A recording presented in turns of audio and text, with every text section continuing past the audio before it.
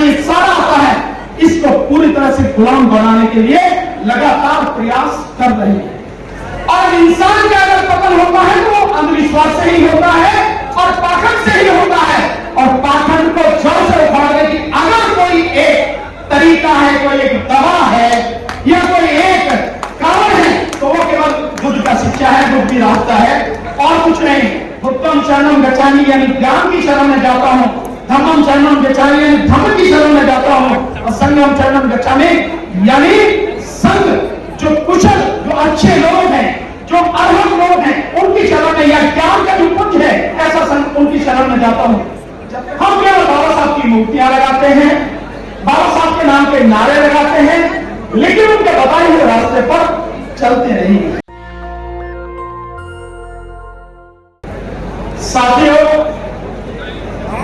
सबसे पहले बधाई आज इस भव्य कार्यक्रम के आयोजक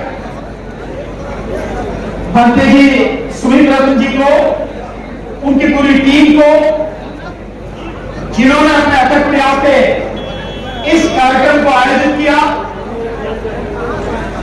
और ऐसे समय में आयोजित किया जिस समय देश में एक धर्म विशेष को स्थापित करने की बड़ी कोशिश हो रही है।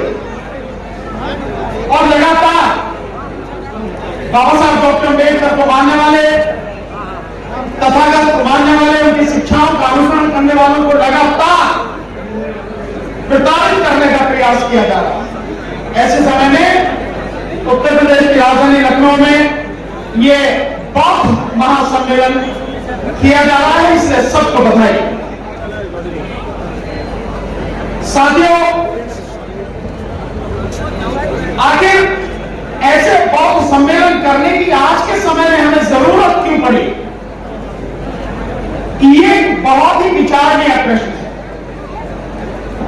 यहां जितने भी साथी आए हैं, मैं समझता हूं कि सब लोग ये जानने आए होंगे कि तथागत का धर्म क्या है, और इस मंच से जो भी लोगों को बातें बताई जाए उनसे वो अपना हित कैसे साध सके, कैसे अंधविश्वास और पाखंड से वो दूर हो सके, और कैसे उनके जीवन में सुख और खुशहाली आ सके। तो मैं मानता हूं कि सब लोगों को बहुत ध्यान से, जो जहां भी है वो बातें जो मन से हो रही हैं उन्हें सुनने की जरूरत है। कुछ लोग धूप से घबरा के छाया में है, इधर भी काफी साथी खड़े हैं। अगर ये सारे के सारे साथी जो इधर उधर खड़े हैं, ये सामने अगर कुर्सियों पर बैठे हैं तो मेरा विश्वास है कि कुर्सियां पूरी भर जाएंगी, उसके बावजूद भी लोगों को जगह नहीं मिलेगी, खड़े होंगे। इतने लोग यहाँ पर उपस्थित हैं। और फिर हम विश्वास से धूप हमें कराएगी क्या, बारिश हमें कराएगी क्या?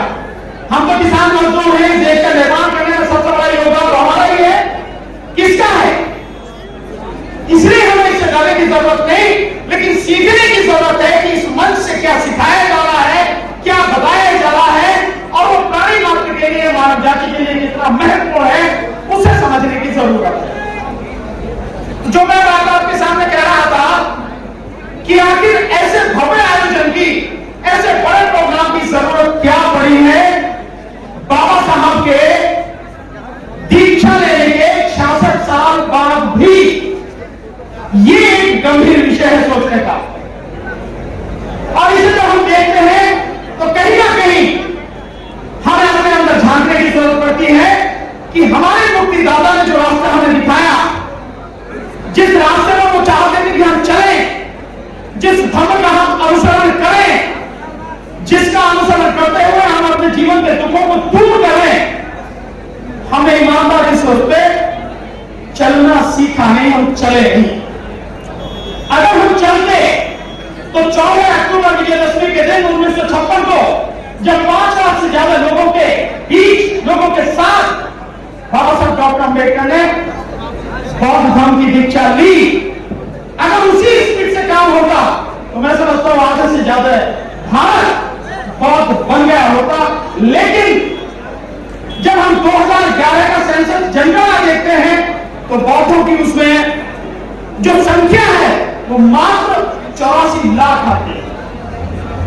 अभी मेरे बड़े भाई महमूद पराचा जी बता के गए कि अगर कहीं किसी को यह डर लगता है कि हम बुद्धिस्ट हो जाएंगे, बौद्ध बन जाएंगे, बौद्ध धर्म की दीक्षा ले लेंगे, तो कहीं हमारा रिजर्वेशन भी खत्म ना हो जाए। तो उन्होंने बताया कि ऐसा नहीं होगा, रिजर्वेशन बुद्धिस्टों को भी मिलेगा। लेकिन अगर आप वाकई में इस सारे सच को जानना चाहते हैं तो बाबा साहब डॉक्टर अम्बेडकर द्वारा एक जो किताब लिखी गई है छोटी सी, उसे पढ़िए, धर्मांतर क्यों।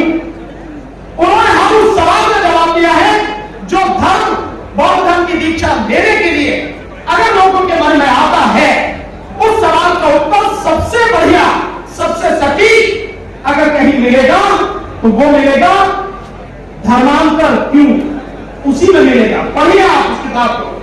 अब सोचिए कि हम बाबा साहब को पढ़ते नहीं हैं, हम केवल बाबा साहब की मूर्तियां लगाते हैं, बाबा साहब के नाम पे नारे लगाते हैं, लेकिन उनके बताए हुए रास्ते पर चलते नहीं हैं। पूज्य बंदे जी अभी यहां से जो बताकर गए, उन्होंने पंचशील के विषय में बताया आपको, हर चीज उन्होंने क्लियर करके बताई। और ये जो आप झंडा देख रहे हैं, ये भी पंचशील का ही झंडा है।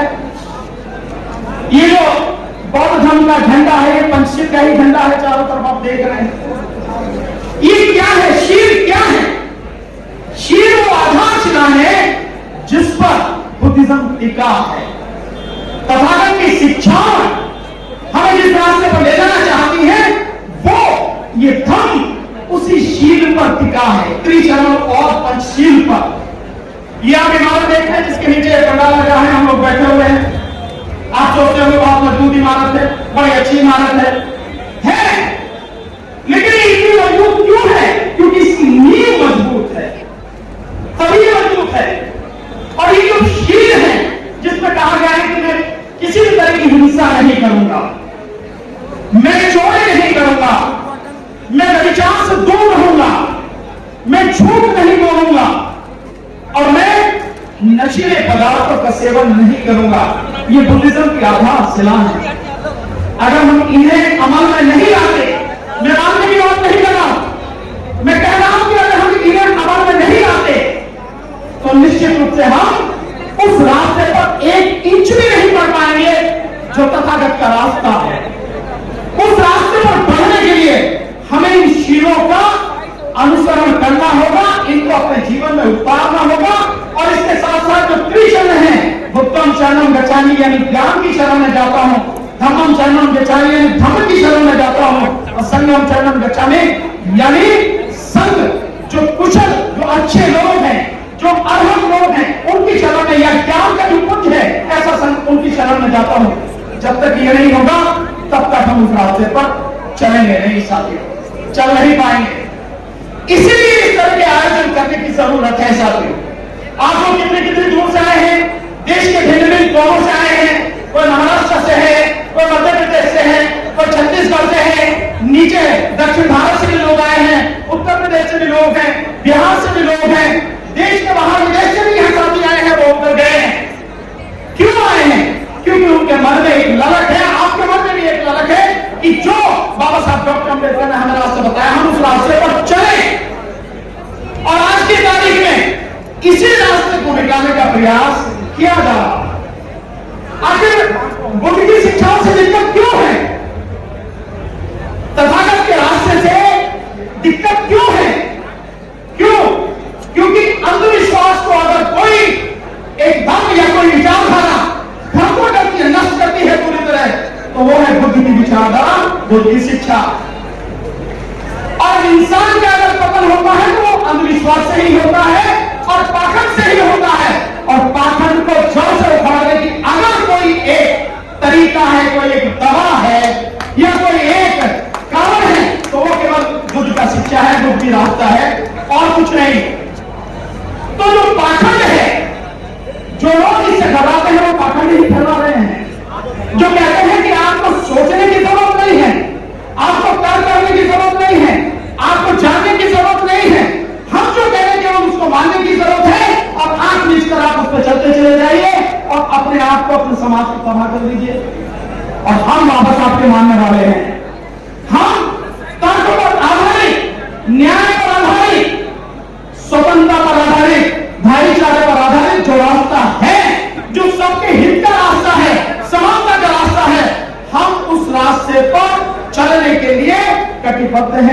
प्रतिबद्ध हैं। हम उस रास्ते पर चल रहे हैं साथियों। इसलिए साथियों हमें बुद्ध के रास्ते पर चलना होगा, अन्यथा हमारा भला होने वाला नहीं है। और मैं आपको, क्योंकि पीछे से थोड़ा आवाज आ रही है, मुझे अपनी बात को जल्दी ही खत्म करना पड़ेगा, पर मैं आपके सामने दो बातें जरूर रखना चाहता हूं। आप सारे के सारे लोग आए, आज की तारीख में ये सबसे बड़ा जो खतरा है, मैं उस खतरे की तरफ आपको आगाह करना चाहता हूं। सर, एक बार अपने अंतर्मन में झांक कर देखिए कि क्या हम ईमानदार हैं या हम बेईमान हैं। क्या हमने बाबा साहब को सच में माना या हमने उनके साथ में बेईमानी की, या उनके नाम को, उनके मिशन को राजनीति और अपने स्वार्थ के लिए ही इस्तेमाल किया है।